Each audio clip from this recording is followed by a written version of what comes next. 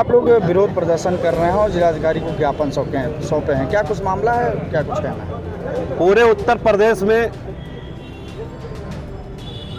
जिस तरीके से यूरिया खाद की किल्लत है वो हमारा बस्ती जनपद भी उसमें शामिल है।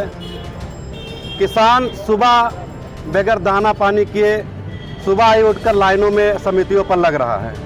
ये सरकार बड़ी बड़ी दावे करती थी कि हम सबको समय पर खाद बीज पानी यूरिया सब कुछ उपलब्ध कराएंगे, लेकिन आज जो हालात हैं, आप लोग सोशल मीडिया, आप लोग मीडिया के लोग हैं, आप लोगों ने देखा होगा अपने ही जनपद में किस तरीके से किसान लाइन में लगने के बाद रो रहे हैं। हर समिति पर बुरा हाल है। वहाँ के सचिवों से जाकर जब संपर्क किया जाता है तो वो आश्वासन की घुट्टी देते हैं कि कल ट्रक आ जाएगा, परसों ट्रक आ जाएगा। इसी उम्मीद में किसानों की खेती पर जो खाद ना पड़ने के कारण असर पड़ा था, आज अच्छी बारिश भी हो रही है, इसके बाद किसानों के खेतों में यूरिया की सख्त ज़रूरत होगी। लेकिन ये किसान के विरोधी सरकार के आज तक समितियों पर भरपूर मात्रा में यूरिया नहीं उपलब्ध करा पा रही है।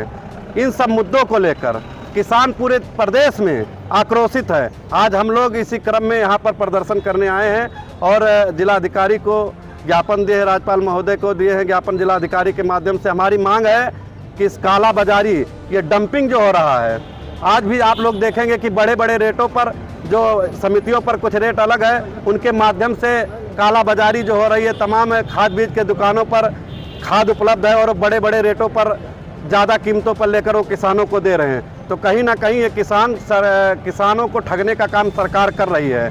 जो सरकार हमेशा किसानों के हमदर्द होने की दुहाई देती है, आज ऐसे समय में किसानों की हमदर्दी दिखाने की ज़रूरत है। उनको किसानों के दर्द नहीं दिखाई दे रहा है। किसान औने पौने दामों पर जो यूरिया मिलती थी उसको आज बड़े बड़े दामों पर खरीदने का काम कर रहे हैं। की बात करती है सरकार, उसके बाद कहीं नहीं है, ये सिर्फ कागजों में है, कागजों में दिखाई देता है, बड़े बड़े पेपरों में दिखाई देता है, सोशल मीडिया पर दिखाई देता है, टीवी अखबारों में दिखाई देता है, लेकिन धरातल पर जीरो टॉलरेंस कहीं नहीं है। आपने देखा होगा तहसीलों में भ्रष्टाचार है, थानों में भ्रष्टाचार है, ब्लॉकों में भ्रष्टाचार है, सब जगह भ्रष्टाचार है। भ्रष्टाचार के आकंठ में डूबी हुई सरकार है।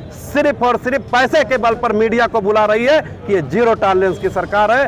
कथनी और करनी में इनके अंतर है। कहीं ना कहीं फेल भी नजर आ रही है, क्या लगता है आपको? सरकार फेल नजर आ रही है? बिल्कुल फेल है। सरकार जब संकट का समय आता है तभी सरकारों की असली परीक्षा होती है। आज किसानों के ऊपर संकट है, तो जब आप खाद नहीं उपलब्ध करा रहे हैं तो फेल ही आपको माना जाएगा। क्या परिचय है सर? विश्वनाथ चौधरी, जिला अध्यक्ष, कांग्रेस पार्टी। ठीक है। जो है किसान को किसान निधि दी जा रही है, खाद भी उपलब्ध कराई जा रही है, आप लोग बता रहे हैं पूरी तरह से फेल है, क्या कुछ कहना है? ये आपको देखना चाहिए, पिछले 14 वर्षों में भारतीय जनता पार्टी की सरकार, चाहे दिल्ली की सरकार मोदी की हो, चाहे प्रदेश की सरकार हो, झूठ के अलावा उनके पास कुछ है नहीं। सिर्फ गलत बयानी पार्लियामेंट के अंदर, पार्लियामेंट के बाहर भी, अखबारों में, टीवी रेडियो में सिर्फ झूठ झूठ झूठ। और दो चीज़ इनके पास है, कांवड़ियों पे फूल बरसा दो, किसान चाहे भूखों मर जाए, चाहे खाद मिले न मिले, धर्म के नाम पे, हिंदू मुसलमान के नाम पे, हिंदू और भारत पाकिस्तान, इस मुद्दे के अलावा इस भारतीय जनता निकम्मी सरकार के पास कुछ है ही नहीं। आज हालत है पूरे प्रदेश में अफसरशाही हावी है, निरंकुश हो चुकी है। उनके विधायकों की सुनने वाला कोई नहीं भारतीय जनता पार्टी के। असहाय सड़क पर मिलते हैं, घूमते रहते हैं। भारतीय जनता पार्टी के लोग हैं, ब्लॉक प्रमुख, सब कहते हैं साहब मेरी कोई सुनवाई नहीं हो रही है। तो जिस दल के कार्यकर्ताओं को उनको सुनवाई नहीं है, और पूरे प्रदेश में चाहे कृषि विभाग हो, चाहे जिस विभाग उठा लो, भ्रष्टाचार में लिप्त हैं लोग। आज यूरिया क्यों विलेख हो रही है? ये ऐसा नहीं कि यूरिया को पता नहीं, यूरिया आ रही है, लेकिन विभाग के लोग, सरकारी अधिकारी, कर्मचारी, सचिव मिलकर पूरा यूरिया विलेख हो रही है, और इसीलिए किसान को नहीं मिल पा रहा। तो इसको छोड़ दो। पेस्टिसाइड है जो आज ज़रूरत है किसानों को, कितना महंगा है, किसान की कमर टूट जा रही है।